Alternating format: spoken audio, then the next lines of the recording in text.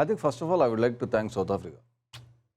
ஏன்னா South Africa அந்த மாதிரி நம்மளை உதைக்கலன்னா நம்ம சஞ்சு பக்கம் போயிருக்கவே மாட்டோம் டு பி ஆனஸ்ட். பாயிண்ட். ஏன்னா அந்த உதவாங்கினதுக்கு அப்புறம் தான் ஒரு டாப் ஆர்டரில் வந்து ஒரு ரைட் ஹேண்டர் தேவை, ஒரு காம்பினேஷனை மாற்றலாமான்னு சொல்லிட்டு அவர் எடுத்துன்னு உள்ளே வந்து அதுக்கப்புறம் இஸ் பிகம் அன்ஸ்டாப்பபிள் என்னை பொறுத்த வரைக்கும். அதுக்கப்புறம் வாட் ஐ ப்ராபப்ளி அவருக்கு அந்த பொட்டென்ஷியல் நம்ம பேசினே இருந்திருக்கோம் பாவனா நிறைய முறை. பட் இவ்வளோ கன்சிஸ்டண்ட்டாக ஆடக்கூடிய பேட்டரி ஏன் வந்து அப்பப்போ கொஞ்சம் அப்படி போயிடுறாரு அப்படின்ட்டு தான் நம்ம பேசணும். பட் எனக்கு என்ன கடைசி 2 இன்னிங்ஸில் பார்த்தீங்கன்னா not just numbers, forget about the numbers, he was there இந்த ஃபினிஷிங் லைன்லாம் பண்ணி கொடுத்தாரு ஈடன் கார்டன்ஸில். பட் அவரோட பேட்டிங்லேயே அவர் அப்ரோச் பண்ணுற விதமே ஒரு மாறுதலை நான் பார்க்குறேன். Any goes for good sixer ஒரு 2 சிக்ஸர் அடிச்சார்னா ஒரு சிங்கிள் எடுக்கிறாரு, ஒரு 2 எடுக்கிறாரு. He wants more runs. அது ரொம்ப இம்பார்ட்டன்ட். ஒரு பேட்டருக்கு ரொம்ப ரொம்ப இம்பார்ட்டன்ட் விஷயம் ஹங்கர் ஃபார் ரன்ஸ். எனக்கு இன்னும் வேணுன்றது அது இப்போ சஞ்சு கிட்ட நான் பார்க்குறேன்.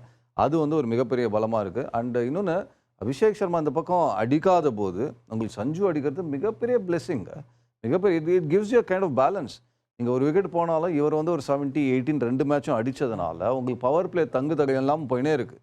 இஷான் கிஷன் நல்லா ஆடுறதுனால இமேஜின் அதுதான் இங்கிலாண்டோட ப்ராப்ளமாகவே இருந்தது. இப்போ நியூசிலாண்டு ஏன் டேஞ்சரஸாக நம்ம பேசணும்னா 2 ஓப்பனர்ஸும் ஃபார்மில் இருக்காங்க.